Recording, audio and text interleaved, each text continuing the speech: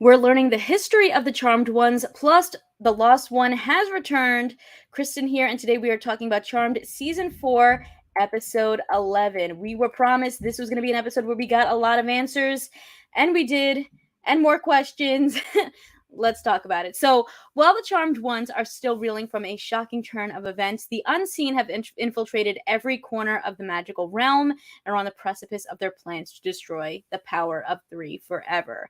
Before we get into everything, I do want to give a quick shout out to StreamYard for making these live streams possible.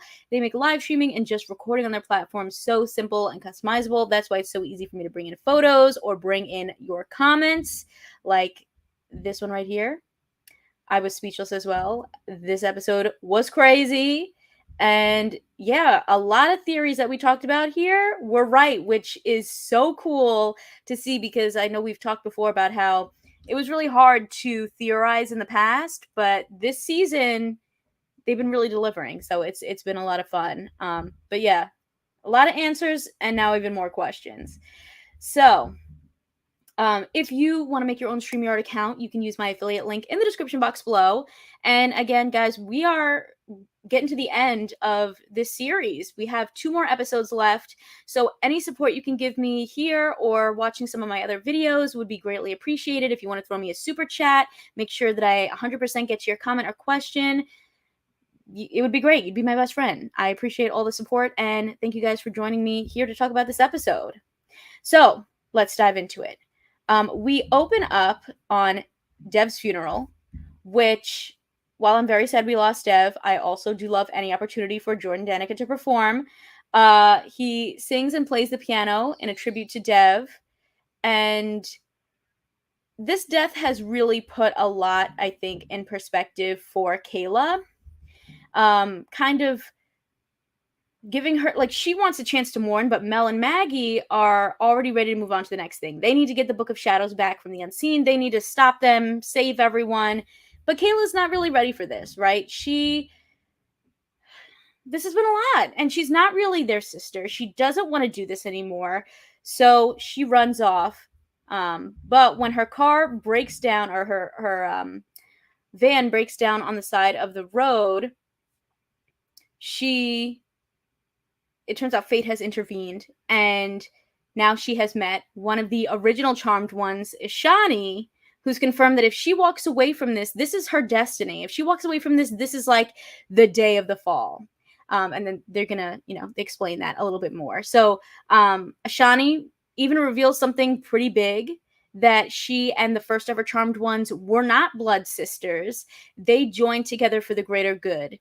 Ishani ends up drugging Kayla to show her the truth and the origin of the Charmed Ones in a way that she'll understand through her art, so that she can stop this impending doom. And so I did want to bring up a little quick photo here. It's a little bit of a rough picture, but you can see some of what Kayla drew that reflects everything that Ishani was telling her and trying to show her. So yeah, there was a lot going on. We had been teased already that this episode was going to reveal a lot more about the Charmed Ones, where this all comes from, and I agree. I think that did you mean Anara or did you mean Ishani? Well, I thought Ishani had a cool entrance. I really liked this actress that came in as like an OG Charmed One, the first, one of the first Charmed Ones. So let's kind of break down what she has taught us. Oh, yes, she was very quirky. I loved it. She was a lot of fun. But yeah, let's break down what she taught us. We learned that back in the ancient times, after the Conqueror tried to steal all of magic for himself, an ultimate weapon was needed to fight back. So the 9 original tribes gave up their remaining power into this Unity Bowl. Their collective magic made the power of 3, and knowing that only a trio of witches would be strong enough to hold that power, they asked each of these 3 women to drink from the bowl to become the first Charmed Ones. And that's, these 3 witches who were not related, had no connection at all other than the fact that they were witches. And after defeating them, they didn't have after they defeated the Conqueror, they didn't have a united purpose anymore. They had chosen to be charmed ones, but they had not chosen to be sisters, so they kind of drifted apart. And then Anara wanted to put the stolen power back out into the world and kind of put magic everywhere. But the other two knew that it was too risky. The temptation could cause someone else to try to rise up. So they decided to put it all in one place, the source, and hide it away. But this whole argument tore them apart. Anara hated them now and wanted to take on the power herself and be sort of like a benign conqueror to fix things. So they sealed her up in this tomb so that she wouldn't be a threat. So that's right. The original Charmed one, Anara, is the lost one. This is definitely something that we had theories brewing about on the channel here. Goiko last week was dropping all of these theories that I think a lot of them came true in this episode. So shout out to them. And the magic, because of this, big fall, this breaking up of the sisterhood and sealing her in the tomb, and all of that, basically the magic that empowered them began to punish them for destroying that sisterhood. So Anara became the lost one, Ishta became bound to the tree as the guardian, and Ishani was cursed to wander Earth alone for all eternity. This is that original sin known as the Day of the Fall, and the reason why every sisterhood since has been doomed to be destroyed, even if they are bound by blood. So Anara is the ancient lost one and is gonna get out unless they can stop her.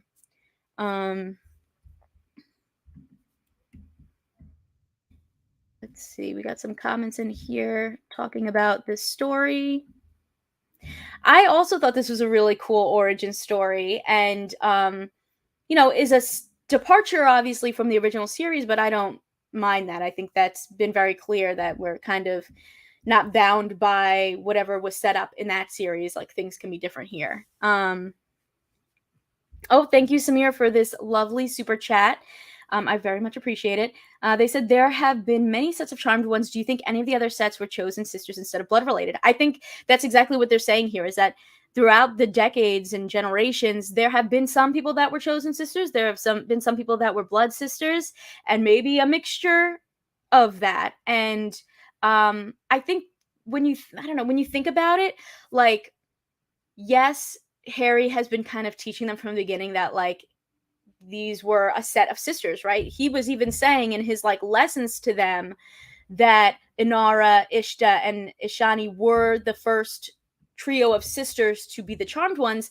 And history kind of sometimes can get a little muddled. Like, we don't fully for a fact know every single detail of things that happened, decades and centuries ago. Maybe there's some information that gets a little bit lost. So, maybe in telling the story of the charmed ones, they said sisterhood because, as a coven of witches coming together, they're treated as a sisterhood, but maybe that didn't always mean that they were actually blood sisters.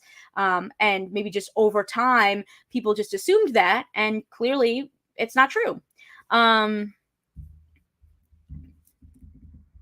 But yeah, so I think that there's definitely something there, and there are probably other sisters that are not blood related or that are.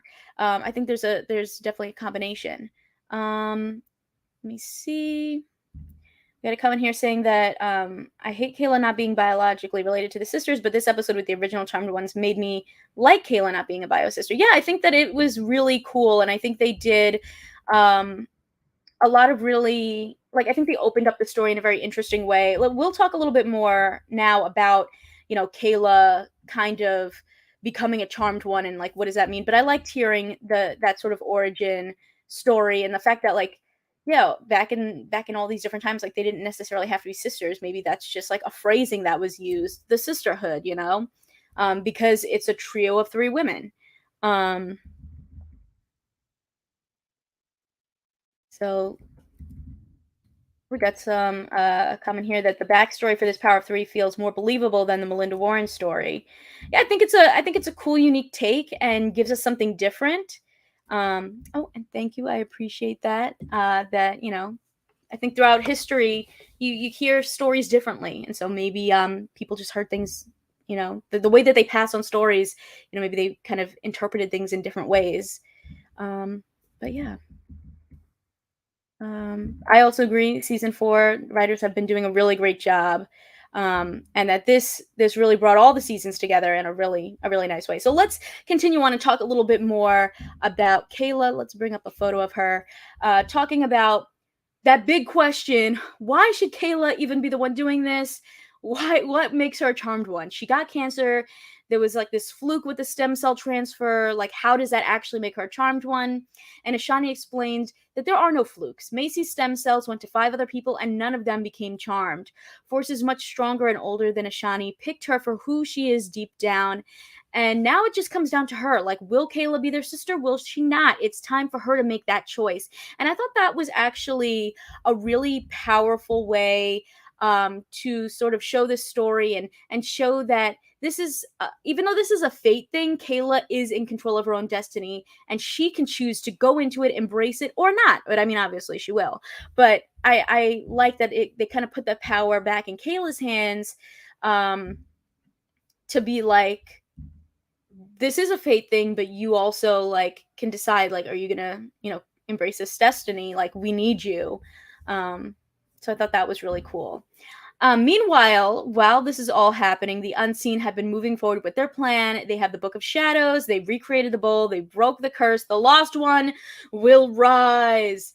Chloe the Pixie returns. I was so happy to see her. She's one of my favorite recurring magical beings that we've seen over the past few seasons. But she returns to get help from her buddy Jordan.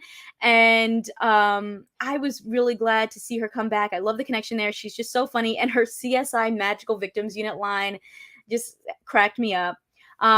We learned that her other sister, Daphne, is missing. And I thought that it was really cool that Jordan is sort of being treated as the people's white lighter. Like, she wants help from Jordan, not from the charmed ones. And in this episode, I'm going to take a break from what I'm saying here really quick to just bring up this comment. Did this episode basically explain that Jordan is a white lighter? I think it did. I think that even Jordan says in this episode that, like, yeah, I am a white lighter. I think it might be a little bit different than Harry's white lighter. Again, sort of that idea that, things can evolve over time, just like, the way that the charmed ones have been described. Are they a sisterhood? Are they just like this group of women? Maybe white lighters are kind of, we have this new evolution basically with Jordan, and that doesn't mean that he's not a white lighter. It's just maybe he has a different version of those abilities and what he's able to do. But I really like that he embraced that in this episode, and that the magical community, like Chloe the Pixie, is embracing that and calling him, the people's white lighter. So she wants help from Jordan, and she shares this note that Daphne left her, saying that their sister Annie, who died in that first episode of the season, came back from the dead, was saying that the lost one had chosen Daphne to help bring her back. And it's like, wait a minute, what is going on? Jordan and Maggie end up working together, and they do this spell that allows Maggie to go inside a moment from Daphne's past to learn more. That I actually really enjoyed as well, because it felt like in the OG show where, like, sometimes they would be transformed into goddesses or fairies or, Wendigos, like, now we got to see Maggie sort of be turned into a pixie, so to speak. And she goes to see this memory of Daphne's, and we see Daphne at Annie's grave struggling, and then Annie shows up and explains that there's a way to bring her back from the dead, but this is a trick from the lost one, who then sees Maggie there and traps her in this kind of daydream, or in this memory. And first of all, there's a lot of things going on in this situation. We see the conversation between Jordan and Maggie, where they sort of have this struggle back and forth, because Jordan wants to save Maggie, and Maggie's like, we're too codependent on each other in an unhealthy way. Like, I should be able to do this myself. And of course, good thing for Maggie's new powers, she is able to mimic Daphne's pixie abilities. She thinks of some happy memories with her sisters and flies on out of there. The wings were pretty cool too. Now, I get that because Maggie does have powers that can help her out of this situation. Like, she didn't really need Jordan's help. But I don't think it makes sense to not want to be close to the people that are her allies and help each other.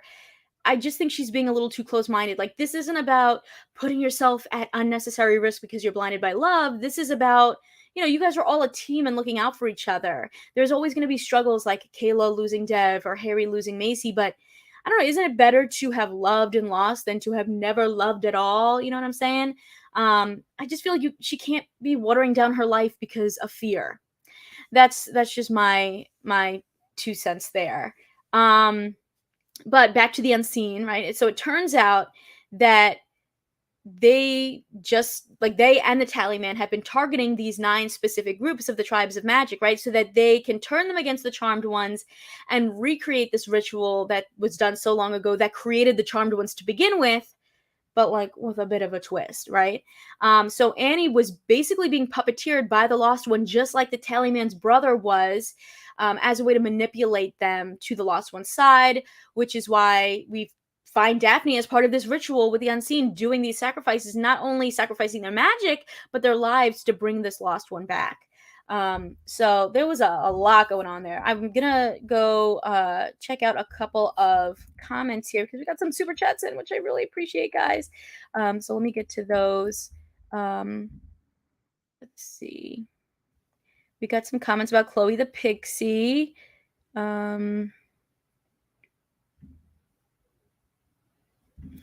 Right, like she's so sweet and innocent, a little naive. I love seeing Chloe the Pixie show up, and she just brings so much fun energy, and she's so silly. She definitely is amazeballs.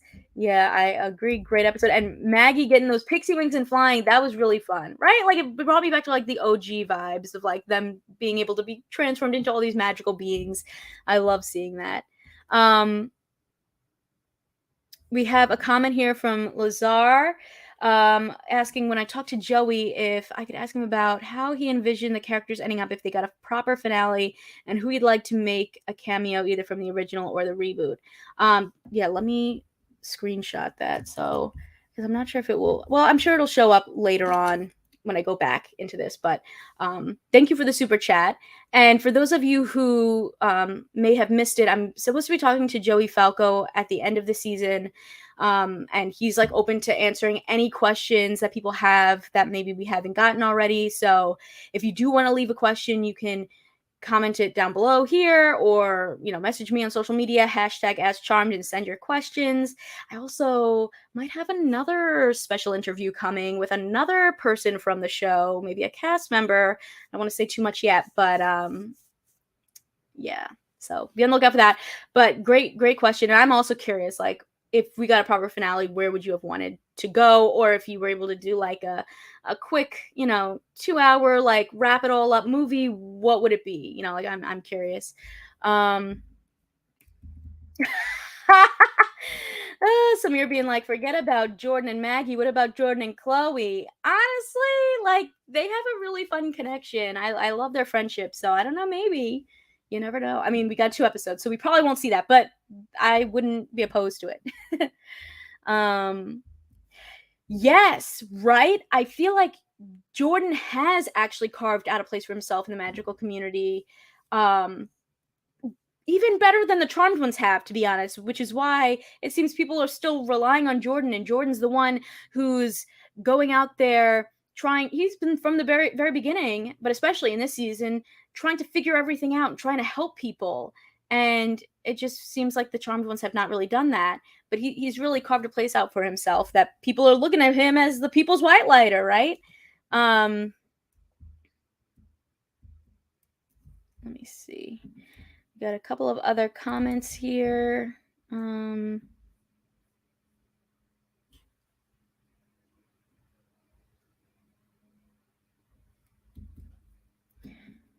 So I believe what happened here was the rope had gotten pulled down already, so the rope was on the ground, and it's not like he could have thrown the rope down again. You know what I mean?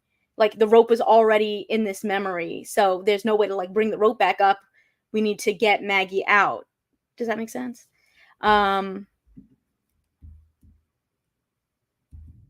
this is a great comment. I love this one as well. Being blood family is not required to be a charmed one. You can be a family without being blood related, like a lesson learned, like, so I love that, like the found family kind of vibe, like shout out to the found families out there. Thank you so much, Mr. Hootie Dean, for this beautiful super chat. Happy belated wedding, just showing some love. The Charmed ride wouldn't be the same without you. Thank you. Wouldn't be the same without you either. Thank you guys so much for always joining me, and thank you, Mr. Hootie Jean, for this lovely super chat and for joining me each week. It's been fun, and it's especially this season, I think, has been the most fun because we're theorizing and we're right, and we're figuring things out, and this season's just been really good. I wish this was the whole series was like this. It's been fun, but this season has been especially fun, just being able to really theorize things and brainstorm together, and you guys always have such amazing theories. But yeah, I'm going to go back to what I was discussing, because I think next I want to get into what Mel was up to this episode with the Bebops. So if anyone wants to throw in some comments about that, and again, I appreciate all the super chats so much. If you want to support my channel, please feel free to throw me some, or even just check out some of my other videos. I am going to be working on a Stranger Things video, First Kill video. I'm like, there's so many shows coming out, especially ones that I think you guys will enjoy that are kind of supernatural based. Some of them have, just like really exciting storylines coming. So yeah, let me add in a couple more comments, and then I'm going to continue on with what Mel's been up to. Definitely agree, Daryl, the found family being really big with, the LGBTQ plus community, people of color, and now this magical community. I think it's a great point. And I think that's something that this show has tried really hard to focus on, is those communities. And so to celebrate this found family and the fact that, like, even if you were not necessarily born into something magical or spectacular, you can still be that, is really powerful and really an important message. So back to what I was saying. So let's talk a little bit more about what Mel was up to in this episode. The Bebops have gone missing. I love when we get a chance to see some of these characters that have appeared and made an impression, but like have been more side characters, come into the story a bit more. I felt the same way about when they first introduced Dev, and it's like, who is this? Oh, wow, we're actually like exploring his story. And so the Bebops were the like little tiny B-sized musicians that would play alongside Dev when he would perform at the Blue Camellia. And so when the Bebops go missing, Mel has a choice to make. Is she going to help Maggie and figure out what's going on with Chloe the Pixie and potentially something that leads into the Lost One, or is she going to help Roxy find the Bebops? And this kind of causes a bit of a fight between the sisters, because Maggie feels really like pushed out, like, okay, Mel, you're going to choose someone else over what we need to be doing. I get why she did, I think, because it seems like this whole episode, both Mel and Roxy were struggling with that feeling of they're just difficult to be with. And I think Mel was trying to show, like, no, I can kind of put being a charmed one aside to do something else. I think in the long run, it all kind of connects anyway. The whole the Bebops being missing ended up kind of connecting back to this story as well. So it did kind of work out, but it does cause, another little rift, and we're seeing each sister kind of being on her own, doing her own thing in this episode. But Mel and Roxy look for clues. They find a dead Bebop. And I gotta say, the home that they had the little Bebops in, it was so cute, and I loved, especially as they use this spell to shrink down. You get to actually go into that little house, and the way that they did the set, I thought was really fun, and kind of just became this whole experience. But they end up finding out that one of the Bebops is dead, and another Bebop member was the one that killed their bandmate and is basically an extremist for the unseen. And so that kind of like ties everything back to, oh God, we need to like actually focus and be like, what is the unseen up to, right? Like, what are they doing? So before we head into what the unseen are doing, I'm going to address a couple more comments, and then we're going to like, what was the unseen up to? What's going on?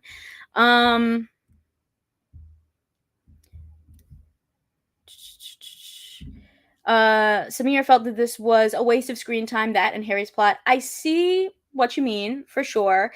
I think the whole Bebop storyline wasn't really relevant, other than, I guess, connecting back to Harry and like what are the unseen up to, and kind of being like, let's get back on track in a way. Um, but I do like the Bebop, so it was kind of fun to give them a story. Although now they're dead pretty much, so I guess they won't be performing anymore. Um, and yeah, right. Like I guess this fight with Maggie and Mel was out of place. Um, I think this though really had more to do with the fact that Mel is so insecure still about what happened between her and Ruby. Like clearly the reason her and Ruby's relationship didn't work was because it's always about what Mel's doing. It's always about being a charmed one. It's always about, you know, that versus other people. And so I feel like this was really just like a moment to kind of show us a little bit more about how Mel and Roxy are both struggling with, you know, how they are in relationships and how they feel they're difficult to be in relationships with. So I feel like that's really what this was setting up. Um but yeah, that's what I think.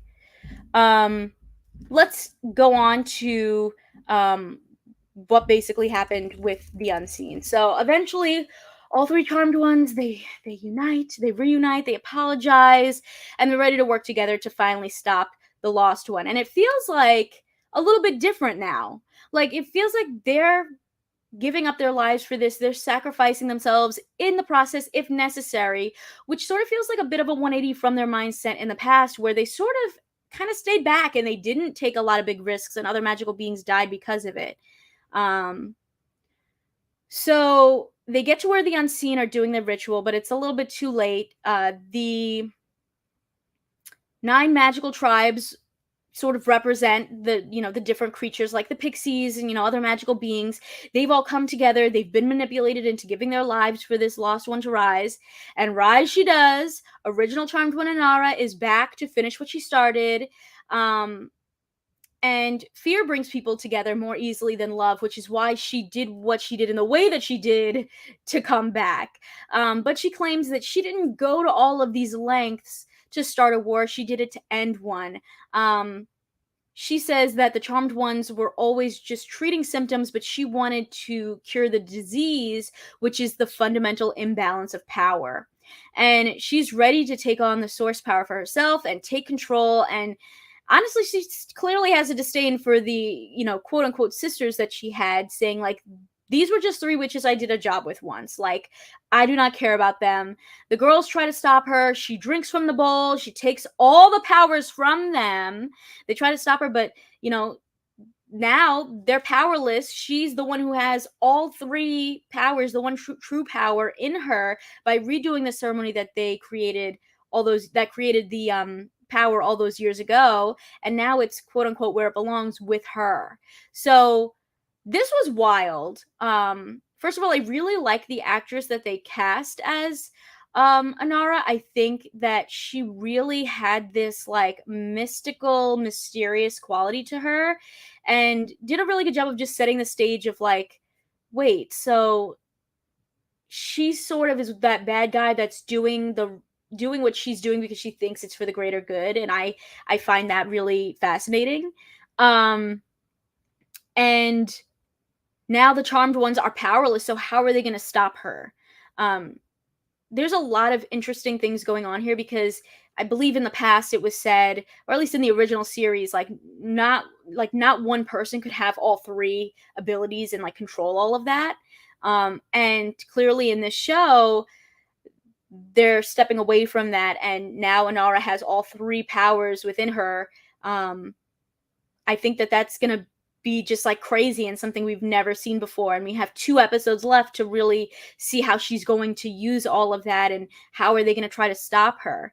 And I'm I want to get into I want to talk a little bit more about like what Harry was up to as well, because I feel like it could potentially tie back to this, but I do want to hear a little bit more about what you guys are thinking about the Lost One, and or as Charles says here, the power of one, because that was pretty shocking. I didn't expect her to do that. And while I know we had theories that like who could this Lost One be? Could it be like a charmed one who's, gone bad or something like that? I think her ultimate goal was maybe not what I expected. Um, so I was shook, basically. I was shook. So let's see.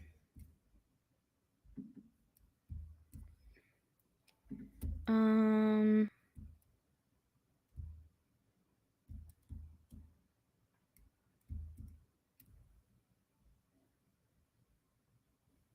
I like the idea of an evil charmed one. It's so unique and never been done before, and how the charmed ones were created. Yeah, I think that was really awesome.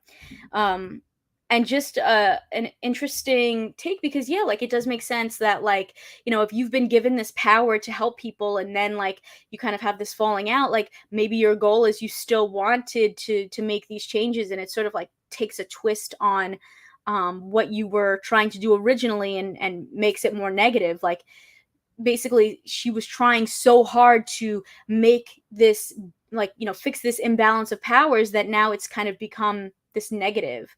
um Basically they locked her away because she wanted to be the source. Yeah, I mean, I think she just wanted all the power so that she could kind of be in control of all this stuff, that maybe she doesn't really comprehend what that's going to mean. um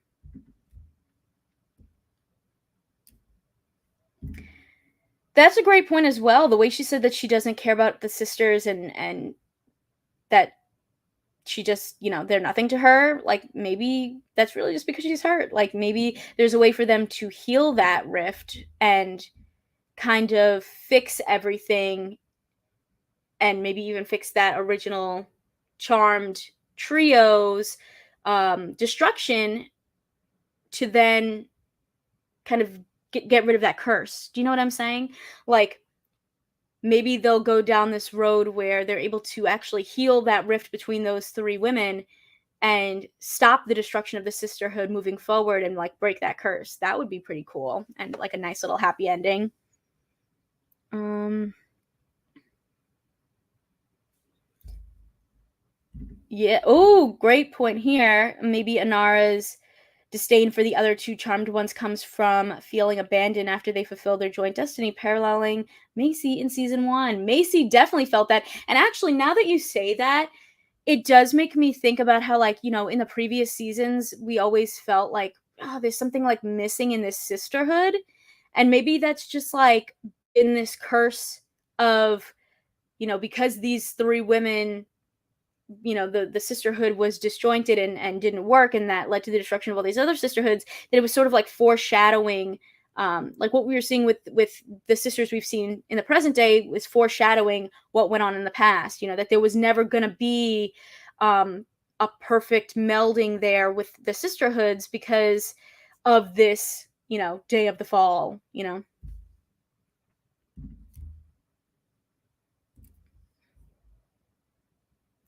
Okay. um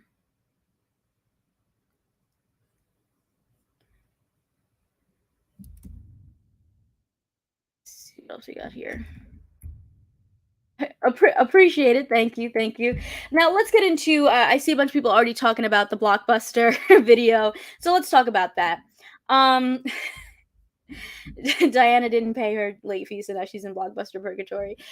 All right, so um, now at the same time, right, Harry has been learning more about this white lighter Diana. She's from a different world. This white lighter, one where there's a charmed one with incredible powers of premonition, who is not Maggie. And this person created this blockbuster space to record this world, right? So Diana's charmed ones are from another multiverse who's clearly keeping tabs on this world. And Harry wants her to show him the day of the fall, or else he doesn't want to help her get out of this space. And I feel like this could be that way that they're trying to connect to the original show, and sort of show how the OG show and the new show are connected. I'm still positive there will be no OG cast members like coming back in any way, shape, or form. But maybe there's a way that they're going to use this multiverse to help our girls get their powers back or stop the lost one in some way. Um, I'm just curious about what's going to happen next because I thought the sisters were going to get help from their new allies that they met this season when it came to finally taking the lost one. But Dev obviously is dead. Roxy just went under to go to sleep for another 7 years. So it kind of feels like the girls are even more alone now. And obviously they have this really big, big bad um, with the lost one, Anara, to contend with, and they don't have their powers anymore. So what's gonna happen? Um,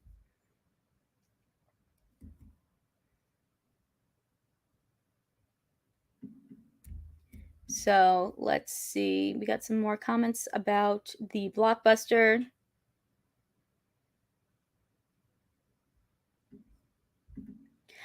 I think the blockbuster where Diana is meeting with Harry is outside of time and space, like Doctor Who's a Flux. I think that's 100% what it is. She's like nowhere and everywhere all at once. You know, she's not in any different multiverse. She's in this like, you know, outside space.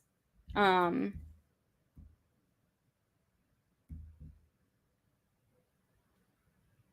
let's see what else. I don't think Phoebe built the mystical blockbuster. She was too selfish for that. But since we're now talking about the multiverse, it could be anyone. I mean, I wonder if it's even like maybe she for like if it was Phoebe. Let's just pretend if it was Phoebe. Maybe it's not even like a selfishness or not selfishness. Maybe it's like a we saw this premonition thing for the future. We need to build this because we need to be watching this to make sure that like none of these worlds are destroyed or it's gonna like mess everything up. Um,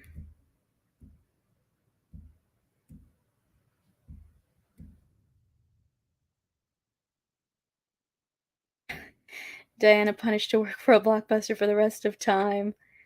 Um, but yeah, right? Like every sister of the Charmed ones come across has been volatile. Interesting. Interesting. What do you mean by that, I guess? Um, let's discuss that a little bit more. I'm not sure I understand what you mean. Um,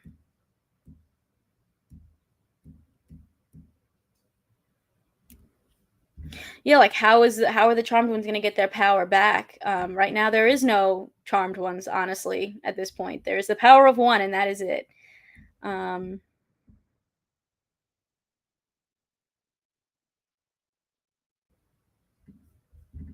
the day of the fall. Yeah, that's exactly what they said it was. The day of the fall is, you know, the day that the sisterhood was destroyed. The day that Anara made the decision that she wanted to basically have all this power and try to right this imbalance of power that she didn't do, and the sisters, the other girls, locked her away, and so that's the day it all went down. So, but maybe I think what they're trying to do is get Harry to get footage of that so we can see exactly what happened, understand. Maybe we'll even get to go to the past and see these three charmed ones in action, right? Like through this blockbuster video. I think that would be pretty awesome.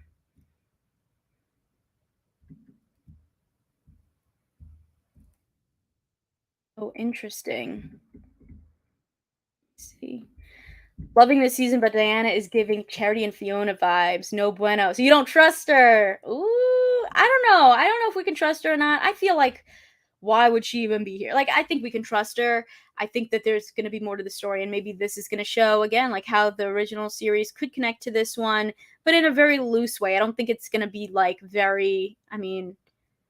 I don't think it's going to be like this huge revelation thing. I think it could be like again about these multiverses. Like we're not going to see anyone from the original series. I will tell you that. I could would bet my life we're not going to see that. But maybe there's like some smaller subtle ways that they're going to try to connect them. Um Yeah, I feel like the season finale or series finale will have the clans coming together to right the wrongs of the past and they become a council of magic instead of the charmed ones being the leaders. I love this theory, Gerard. I think you are 100% on the money with that. I definitely could see that being the case. And honestly, when you think about it, the nine clans, they're the ones who created the charmed ones to begin with. So they're the ones you would think that would be their bosses anyway, right? So great theory. I could definitely see that happening. And then maybe it's sort of being like ending in this happy ending where they've now set the stage where like they're not elders, but you have this council of magic that is a supplement, like a supplement for these elders, and they're the ones in charge of like the magical community, and they have resources like the charmed ones, like Jordan, to rely on when things are going down.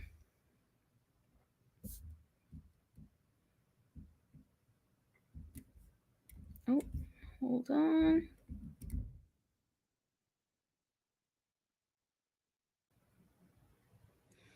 Oh, another lovely super chat. Thank you so much, Lazar. Wouldn't it be so sick if they used the original charmed spell that Phoebe chants in the attic to reclaim the power of three from Inara? That would actually be a really cool way, like subtle way to connect both shows and kind of show kind of what we were talking about before, where I was like, I feel like they've lost their powers now. They're up against this lost one, but they're still hinting at this like multiverse with Harry and Diana. Is that all going to connect? Like that would be a really great way, I think, to do it if let's say they find out more about this multiverse. They get to see what happened with the day of the fall, and they have maybe help from these other charmed ones from another multiverse being like, here's this spell to help get back your powers from an R. Like I think that could be very interesting. Very cool theory. And thank you for the super chat. Yes, I love I love Chloe in the command center. She is so funny. I hope that we continue to see a little bit more of Chloe in these last two episodes. I loved every time that she came up, and especially that they brought her back from that first season. It was just really exciting to like see that connection continue. I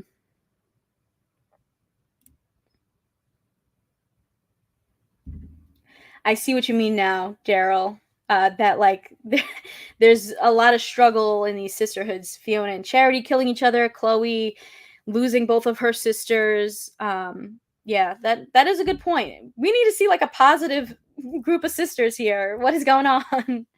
A positive sisterhood.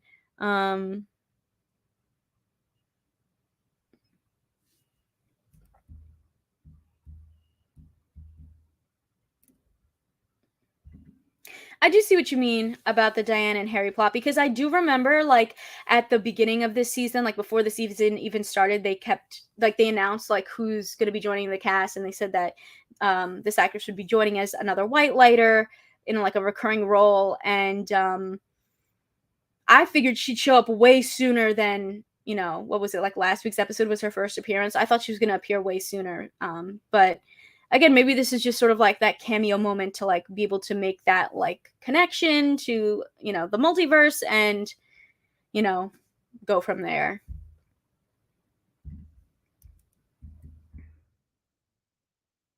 So we got a comment here saying, at this point, I feel like this could go in so many different ways.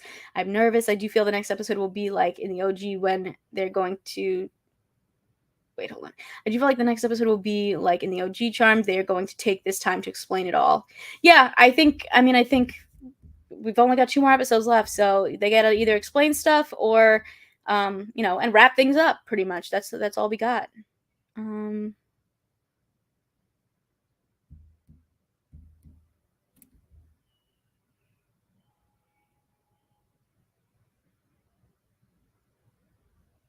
That's a cool theory. What if Jordan was just the start of an evolution of a new group of white lighters and more mortals are able to gain similar abilities? I think that would be really cool. And also maybe even, again, tie back to the original way that white lighters were created, where it was like someone who did a really good thing, someone who was a great person and deserved to, kind of live on after death, became a white lighter, right? And that's definitely Jordan. Like, Jordan's literally like an angel. He's done so many incredible things in his life, this character. So maybe I could see if they like do like a flash ahead, like jumping forward, maybe he finds a way to like start creating other white lighters, but in a more positive way than the way that they were doing it before with like the white lighter, dark lighter situation.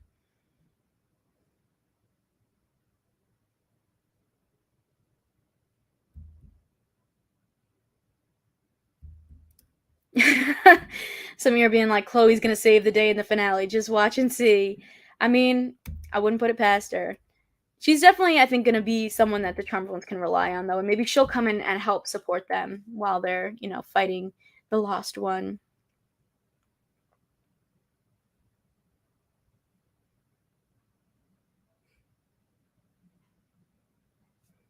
Mm.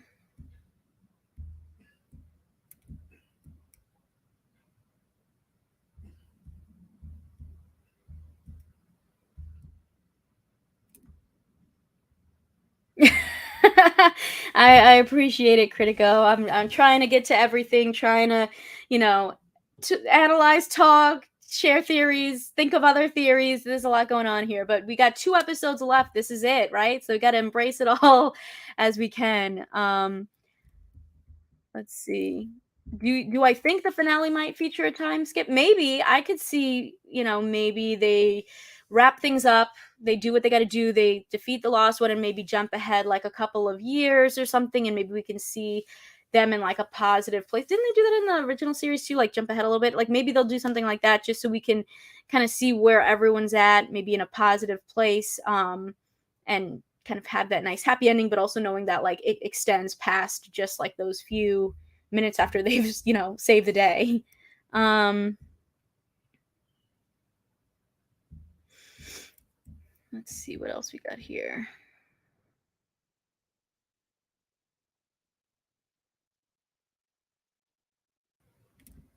So based off of what we've learned from Twitter from the showrunners, they've said that the show is going to wrap up. Like they were aware that they might not get another season, so they made sure to like address as much as they could and give like a satisfying ending. I'm sure that there may be some other questions that maybe we didn't get answers to, but I think they've said that they've ended in a way that kind of will be satisfying. So you know what? Maybe I take that back about the jump ahead. Maybe they won't do that because that doesn't really make sense to me. If you're like unsure if you might get another season, like that doesn't make sense for me to do for someone to do that. So maybe they won't jump ahead, but I do think that they're gonna try to give us as satisfying an ending as they can. Maybe not addressing every single thing, but at least wrapping up this story. That's what I think is gonna happen. Yeah, right. In the OG, the White Lighters like died protecting a greater good, like they died in service of others, and I think Jordan is definitely the kind of person that embrace embodies something like that. So maybe not in the way he died, but just like in his life in general. So, um,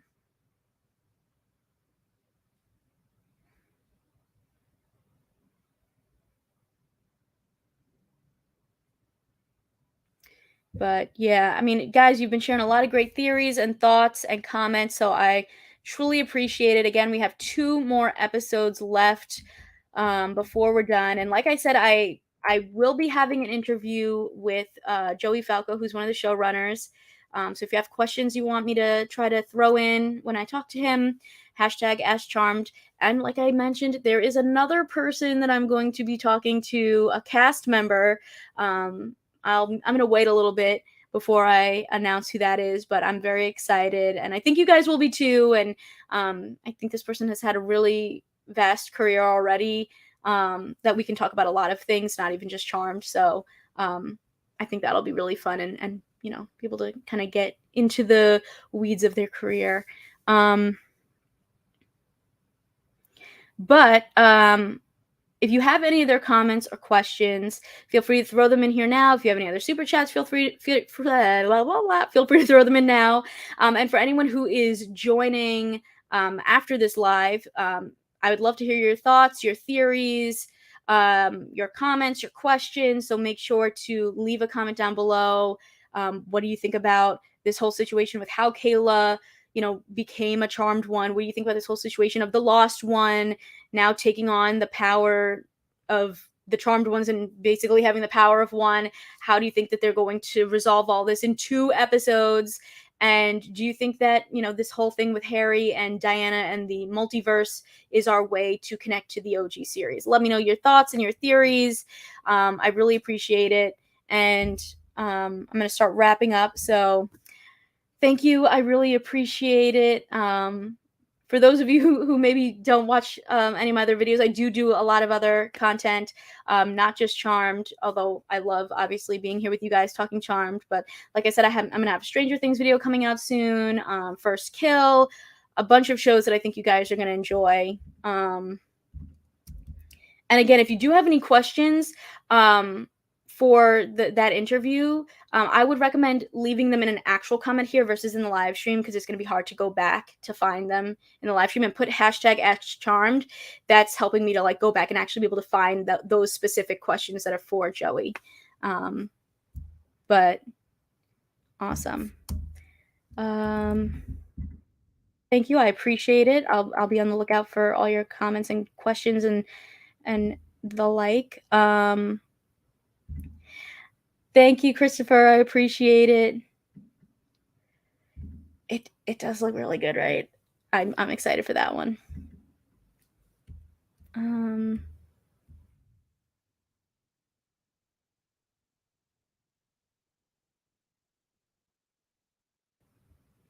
All right, so I want to thank you guys again for joining me in this live stream, and I will catch you next week. I'm going to try to do next week. I'm actually going to be on a work trip, so I'm not sure if I'm going to be able to do a live stream per se. But regardless, there definitely will be one for the finale, or I might try to combine the episodes. We'll see how it all, goes down. But this episode overall was really wild. I think we got a lot of answers to things we've wanted. Of course, there's more questions, but I think that this is just a really unique take on the story and what it means to be, a sister, what it means to be part of the sisterhood, what it means to be a charmed one, looking back at, the history of this, sisterhood and maybe there's more to it than we initially thought. And I think that that's really cool. And I'm going to bring a couple more comments up, and then we're going to wrap this up. Thank you for sticking through the show. I loved hearing your thoughts, and I'm looking forward to connecting with you over other content as well. Thank you. I really appreciate it. And thank you guys for the super chats in this episode. I really, really appreciate it. It's very helpful to me to keep making content, which I love doing, and chatting with you guys. Thank you guys again, and I will catch you in my next video. 2 more episodes, guys. This is it. All right, see ya. Consider subscribing if you like my videos, and if you want to talk more TV and movies with me outside of the comments section, check out the exclusive Discord available on my Patreon at patreon.com/kmaldo. If you like this one, you can check out more of my videos right over here. See ya!